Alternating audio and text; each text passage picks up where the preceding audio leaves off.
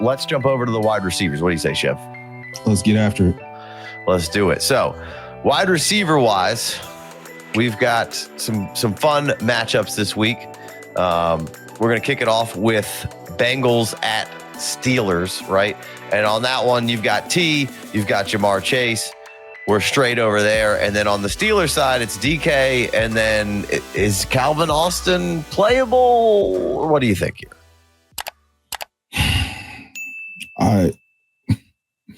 The last time that they played, Aaron Rodgers threw 3 touchdowns to tight ends. And this should be a really good matchup. I think DK is going to see a ton of DJ Turner. That's like the one good defensive player that they have left over there. So Calvin Austin could be in the streaming conversation. I mean, top 40-ish play. And he's the type of guy that it only takes one play to make your week.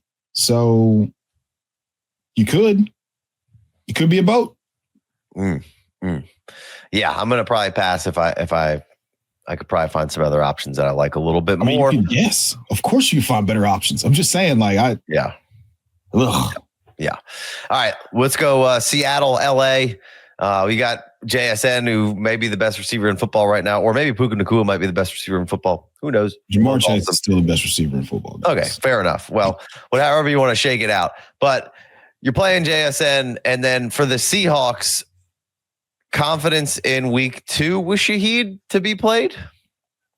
That was such a weird game. Was it not? 2 defensive touchdowns in immediate garbage time. Shaheed gets two carries and returns kicks because Torrey Horton's shin is hurt. This is not ideal, but I mean, the Rams play a ton of cover 3, like single high stuff. So I could talk myself into it. I'm wanting to make this a thing, but you should probably just wait to see it, but make your offers for Shaheed now.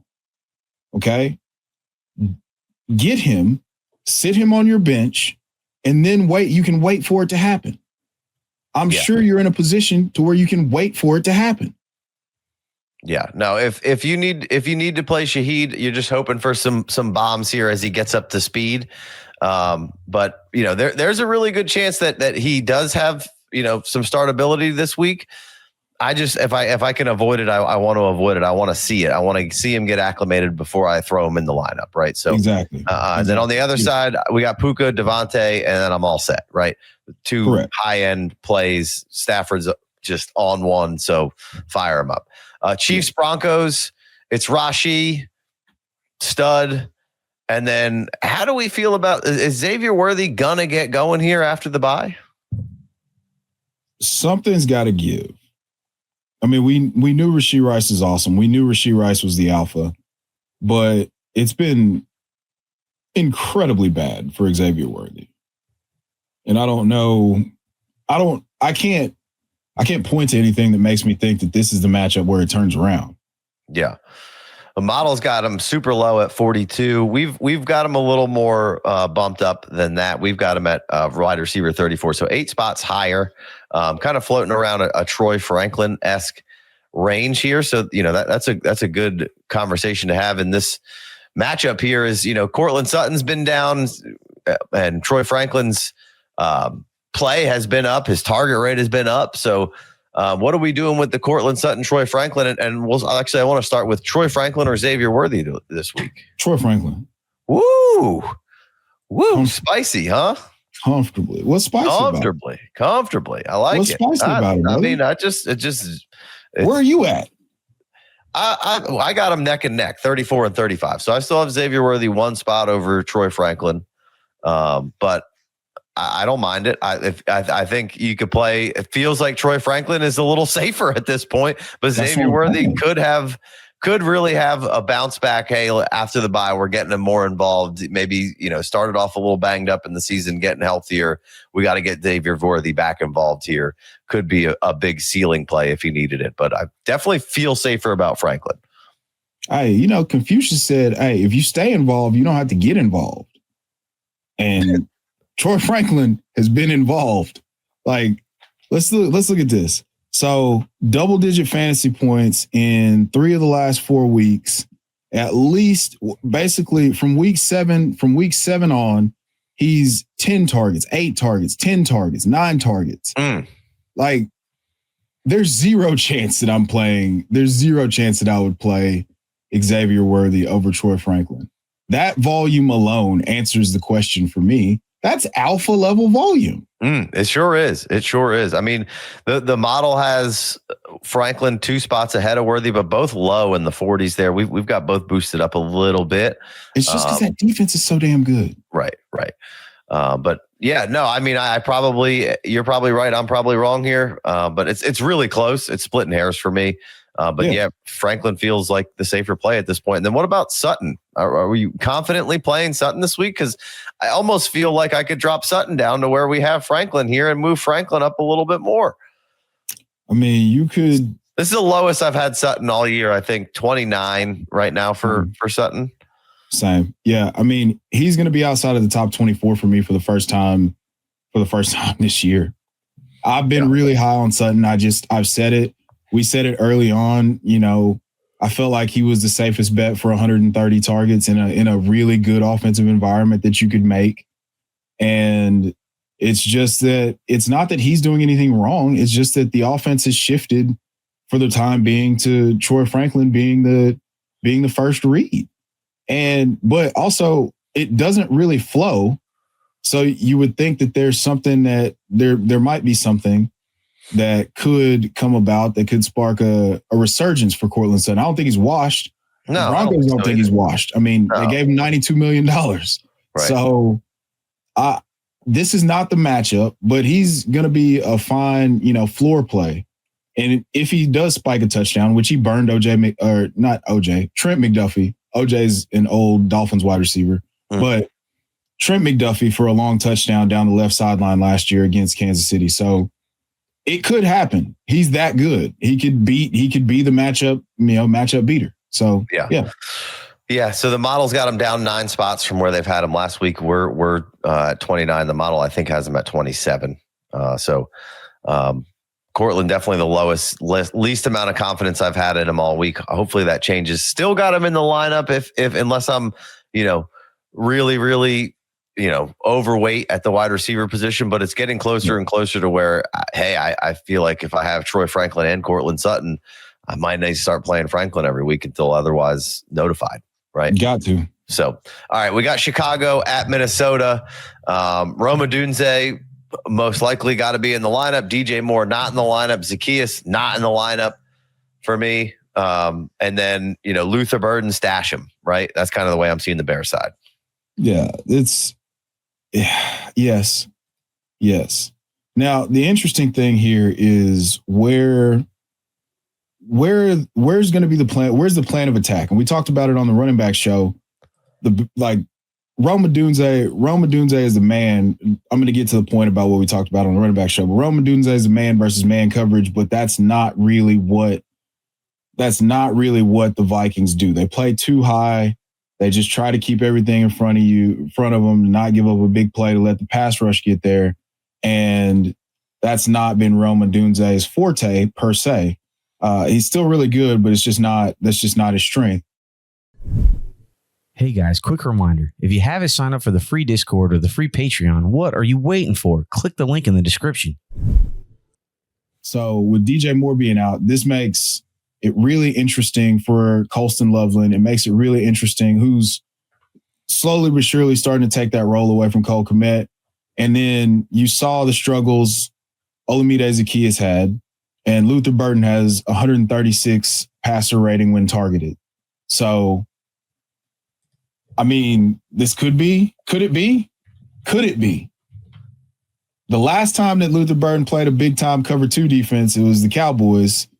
And, he hit them for 101 and a touchdown. Right. Yeah. No. Let's move to the other side here. We got Justin Jefferson. We got Jordan Addison. Justin Jefferson, you still got to keep playing him, right? There's no way you're taking him out of the lineup. No. Still been good, but not been, still been fine, but not, the the wide receiver one. Jordan Addison's really the guy I wanted to talk about. Didn't do a whole lot that past week, but some confidence in him this week potentially. Yes, I had to think about it because it really all depends on how you think JJ McCarthy gets there. Right. That's the only reason that both of them aren't extreme confidence starters. Yeah. I mean, if this was Sam Darnold, you'd be like, yes, this is a top 1 play. This is a top 10 play. And then submit, log out versus this Dennis Allen defense. I don't believe in Dennis Allen. You know that. And so I think this could be a very good offensive output, but also, it really sucks that JJ McCarthy is going through these growing pains. Mm-hmm. Yeah, good matchup. Model and us both have him right outside the top 24. We've got him at 25. Model's got him at 26. So still some love for him, but there's some risky play there, but still a good amount of upside with the matchup and the skill set given with the wide receiver. So still some love for Addison there. We got Cowboys at Raiders. It's CeeDee Lamb, it's George Pickens, and nobody else for the Cowboys. Now, on the Raiders side, Trey Tucker, this is an interesting matchup for him, but I gotta say, Tyler Lockett might be a good streamability, some familiarity with Geno and some familiarity with the head coach. Came in right away and got some targets, was decent last week. What do you say with these Raider wide receivers here this week, Chev? Dude, I hate this so much. Like, I hate this an absurd amount, how right that is. Like, I don't want to be talking about playing Tyler Lockett in the year of our Lord 2025. I don't want to do it. But I don't want it. But it's correct. And, we just talked about how the Cowboys are one of the worst defenses known to mankind.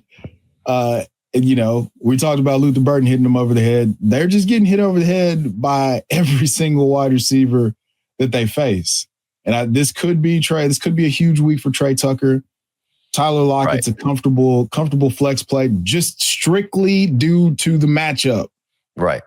Well, and I think there's some comfortability there where, hadn't played a whole lot here and had 6 targets last week, Yeah. I mean, great matchup, but could be. I think you could do a lot worse with a streamer right here with Tyler Lockett.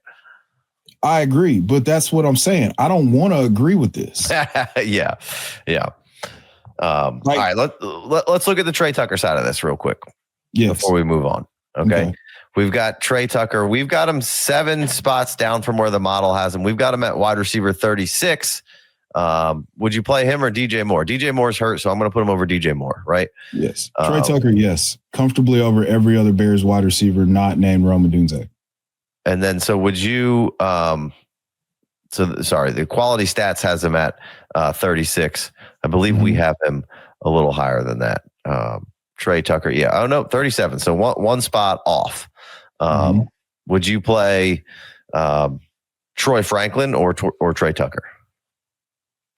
I would play Troy Franklin.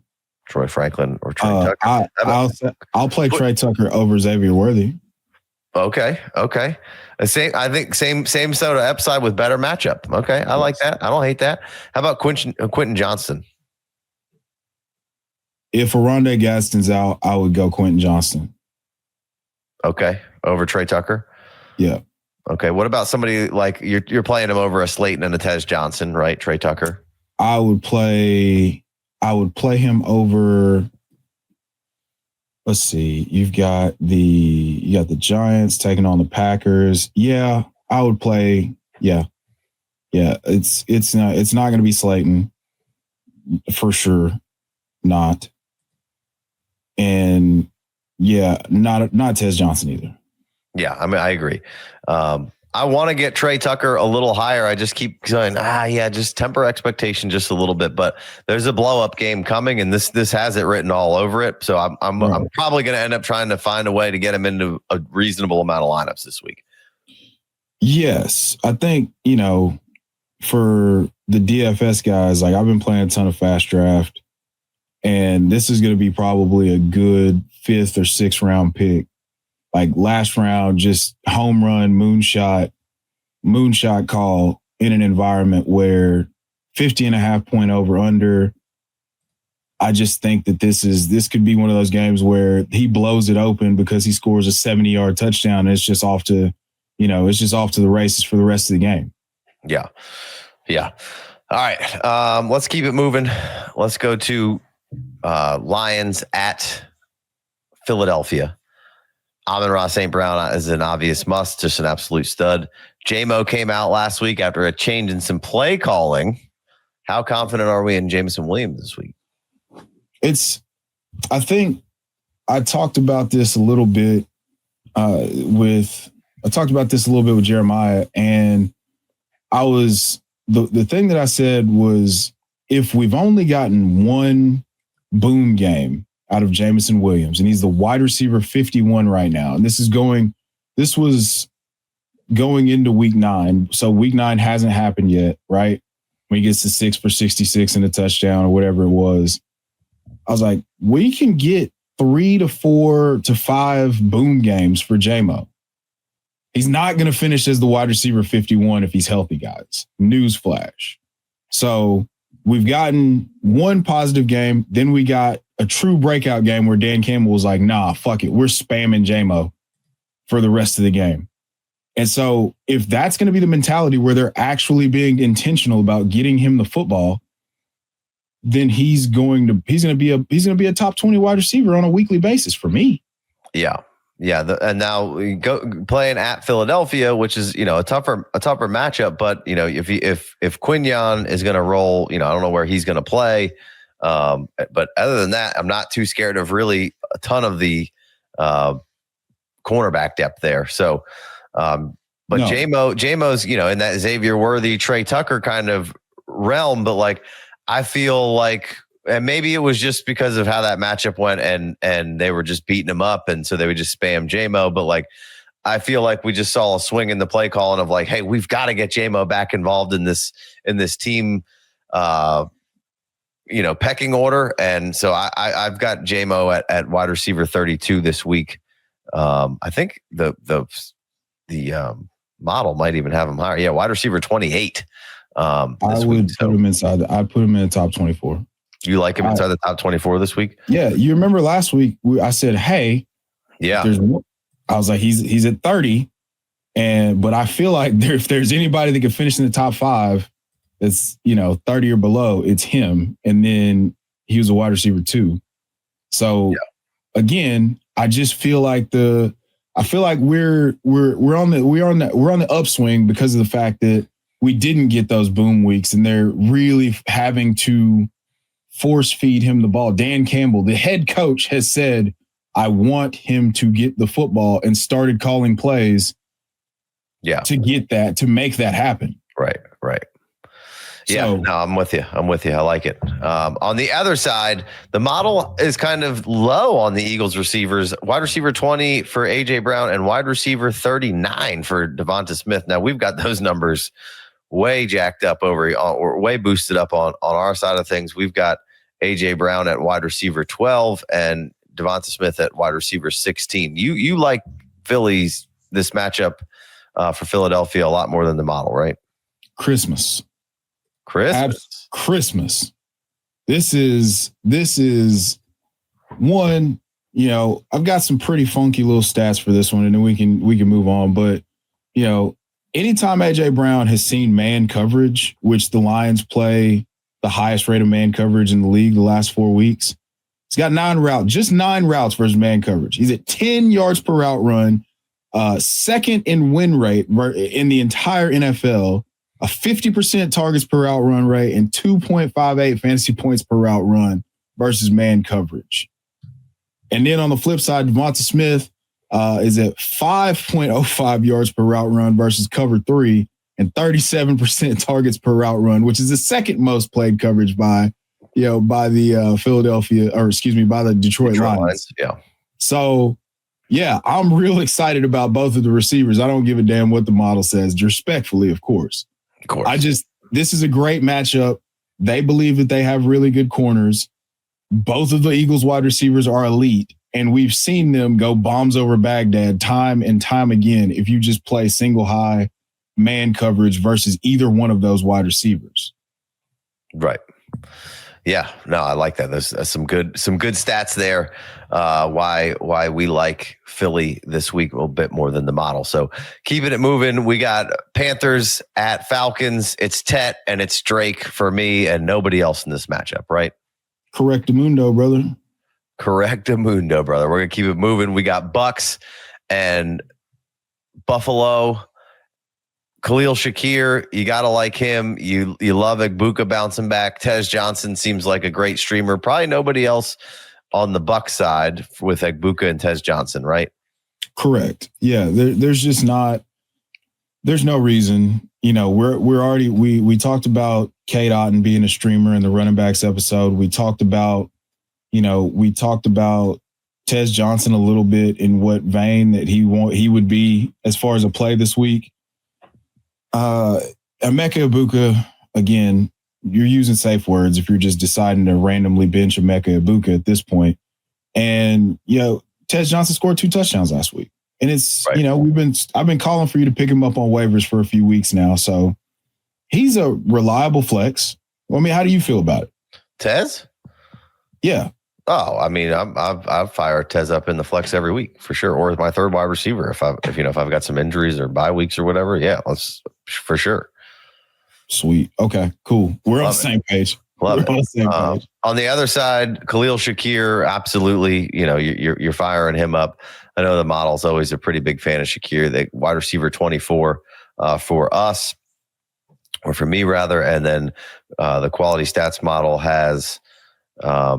Let's see here. Shakir at wide receiver 18. So good amount of love for Shakir this week, rightfully so. And then Keon Coleman, unless I need it, it's basically that's going to be, now Kincaid being injured maybe boosts up a little bit of Coleman stuff potentially, but still probably pretty tentatively keeping him out of my lineup. I'm tentative to put him in the lineup, should say. I need to see another touchdown or something before I'm even remotely interested in doing this. Yeah. So most likely keeping Keon out of there. He's ranked very low in the model this week. So we'll keep it moving. We got Houston at Tennessee. Nico doing Nico things last week. Of course, you're playing him. Christian Kirk cannot be trusted. Pretty much not playing anybody else, but Jaden Higgins getting a little bit of love there. I'd stash Jaden Higgins faux show. Yeah, 7 targets last week. Scored another touchdown. It's starting to.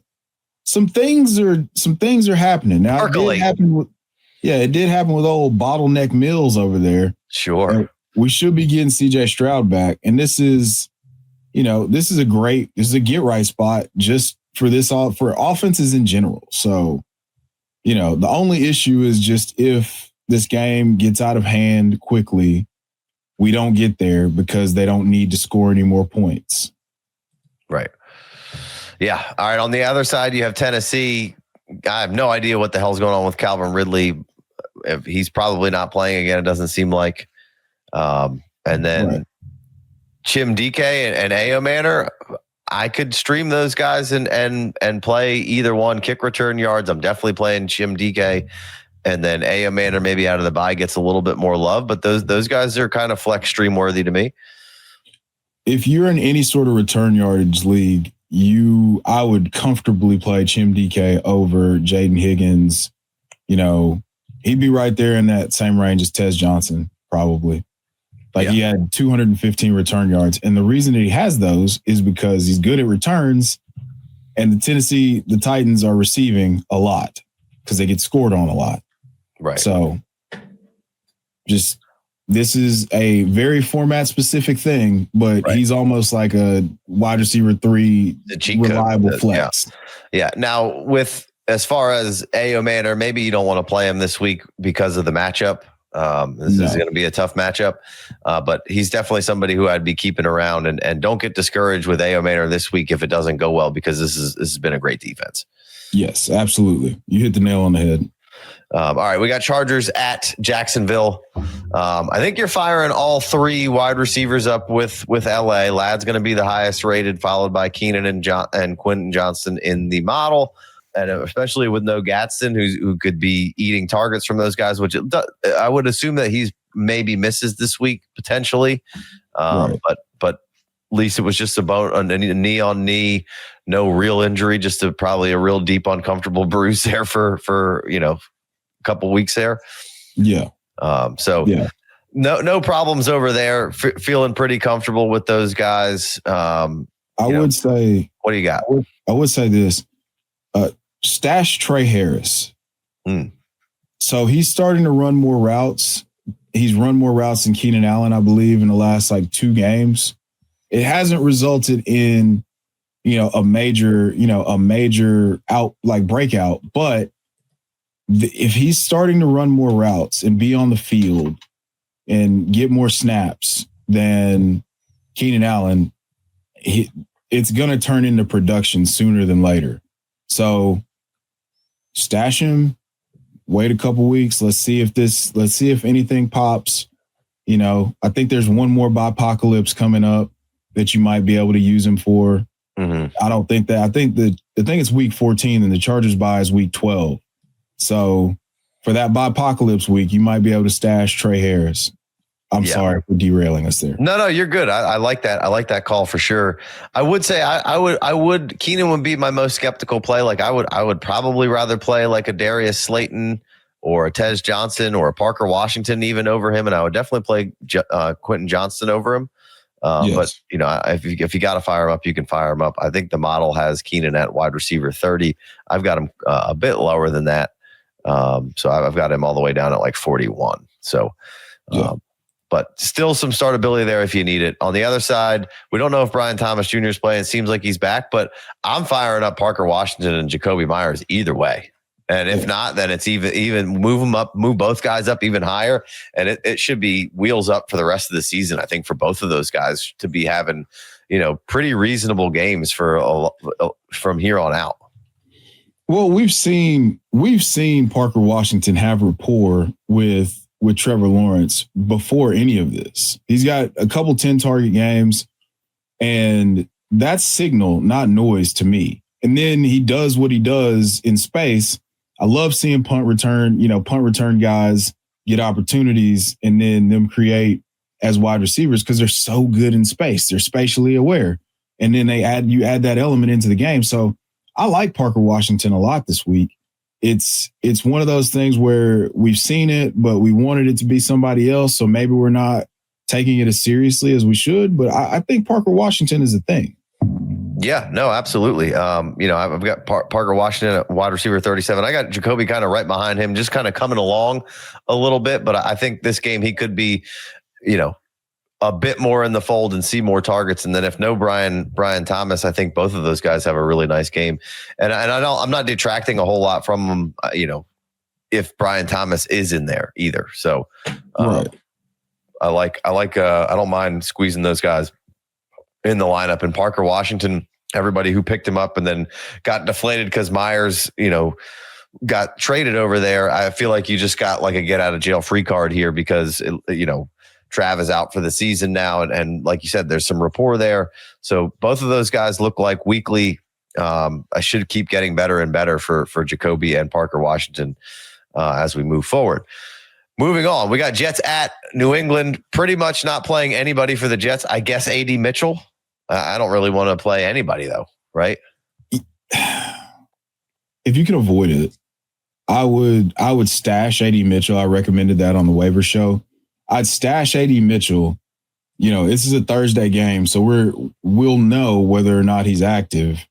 I'd stash him. I'd see what happens. This is going to be his first time, if he's active, probably playing a majority of the snaps, or they might just have him on. I mean, they obviously felt like they couldn't get him up to speed with the trade last week. So another short week, maybe he's just got packages, but I stash AD Mitchell because I believe in the talent, even though the quarterback situation is putrid in terms of passing. It could be good for Justin Fields. It's just not typically good for his pass catchers.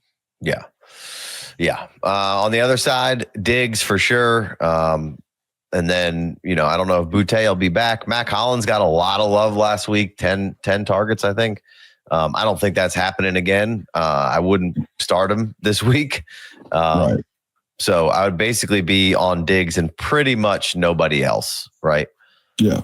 We're stashing Kyle Williams. Sure. We'll stash Kyle Williams. I recommended doing that. I mean, I would just rather swing at Kyle Williams just because of what Vrabel said, in terms of him earning more opportunities. He did turn one of the two targets into a 72-yard touchdown where he hit the 7th fastest ball carrier speed in the NFL this season. So he's got juice, obviously.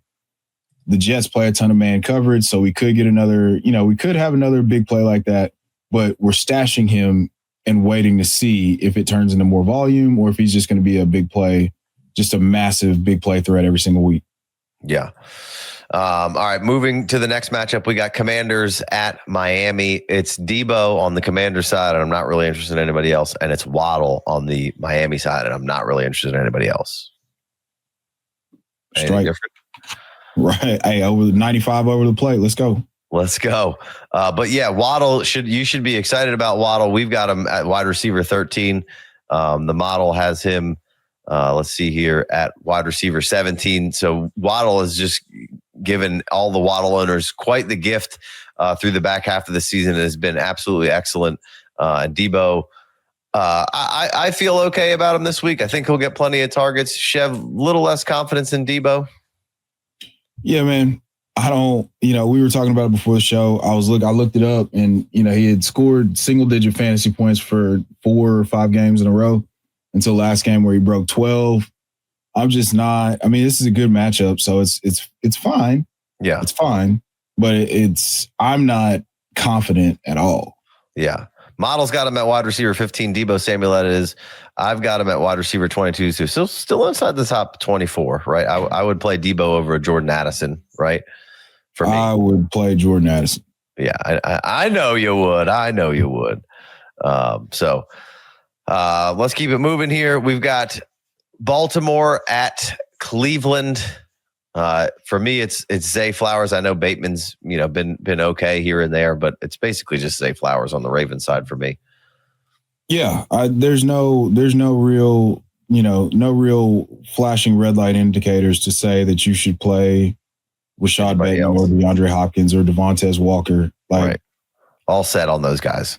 Yeah, hard pass. And then Judy kind of got back in some good graces last week by getting, reeling in some targets, being able to get some catchable targets. Cedric Tillman, stash him away. I think, had a big play called back. Where's your level of Judaism this week? You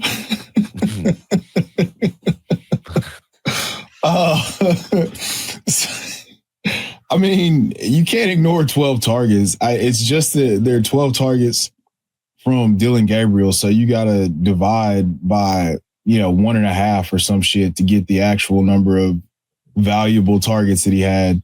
I'm not a fan. You can't ignore 12 targets. However, just because the quarterback play is so bad, I don't know that I want to do this. This is a spot where it could blow up. Obviously, we've been talking about it on the dynasty side all offseason. This was the team that Cedric Tillman broke out against last year, that led to him being the wide receiver 1 for that 3-week stretch before he went in with the concussion. Then Judy broke out. So I really think that, Judy's playable. It's just not something that I don't feel any sort of confidence with. Slayton with Dart or Judy? Slayton. I got Slayton 1 spot ahead of Judy right now with Dart. Now without Dart, less confident there. Yeah. But Keenan Allen or Judy? I think I'm playing Judy. I think I would too. And that makes me sad. Yeah. All right. Stash Cedric Tillman. We got Green Bay at the G-Men. We don't know exactly what the Romeo Doubs injury is, chest of some sort. But Christian Watson, Christian Watson definitely playable at this point. Has it been completely awesome week over week? No, but he's getting more and more involved, getting work back from a bunch of injuries here. But I think there's some playability there. It's not super high. It'd be more of like a streaming option. Anything else on Green Bay, your boy Wicks, or anything else that you'd want to play? Are you staying away from most of Green Bay wide receivers, not named Dubs if he doesn't go, or if he goes? Man, Christian Watson's 37% rostered. He's gradually taking steps forward. It seems like he's healthy, and this is a guy that has the potential to make your week in one play. And they're losing weapons by the day. Every single week. Romeo Doubs, Jaden Reed's gone, Tucker Kraft's gone. Like, got the they're G-men. losing weapons. What'd you say? They got the G-men this week. They got the G-men. G-men play a ton of man coverage. Okay, guys. Christian Watson's really fast, so we could get over the top of this defense with no problem. Okay, so yeah, I'm fine with Christian Watson. Like I said, he's 37% roster. I would check my waiver wire. By the time you see this, waivers have already run, but please check your waiver wire. Make sure, get Christian Watson. He could be very valuable to your team, over the back half of the season. I don't think anybody went screaming out there and putting a bunch on Christian Watson, so he might still be out there. I think you could scoop him up. But yeah, if Romeo Doubs may not play, and if that's the case, like, I would certainly rank him.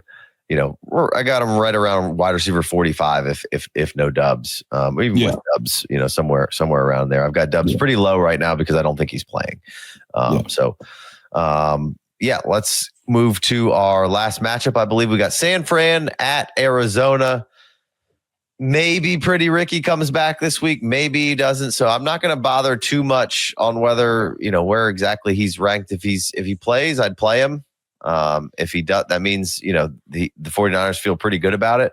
But Jauan Jennings, I think, has to be in a lineup right now. He's been really solid the last 2 weeks. Had a fumble that really hurt San Fran in the beginning of this game, but has been getting targets and looking pretty healthy. So I think Jauan Jennings moves back into like a wide receiver 3 sort of area, at very least flex for me. Yeah, I'm comfortable with Jauan Jennings inside the top 30 this week. That's, now that his, half of his ribs aren't broken, his ankle's not, he doesn't have a high ankle sprain.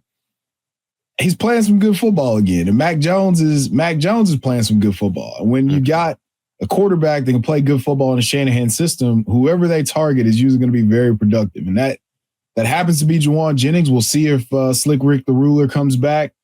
Then I would probably adjust. I'd move Slick Rick up. But I'd still believe that Jauan Jennings could still give me easy finishes inside the top 30 every week. Yeah, I got him right at 30. The model, I think, has him at like 31 or 32. They've got Pearsall and Jennings back-to-back in the model. So, and then on the other side, we've got Marv and nobody else, right, as far as the receivers go? Absolutely. Yeah. And it's just dawning on me that I believe I skipped the G-men on the Packers matchup. So we'll go back for 1 second. Sorry, editors.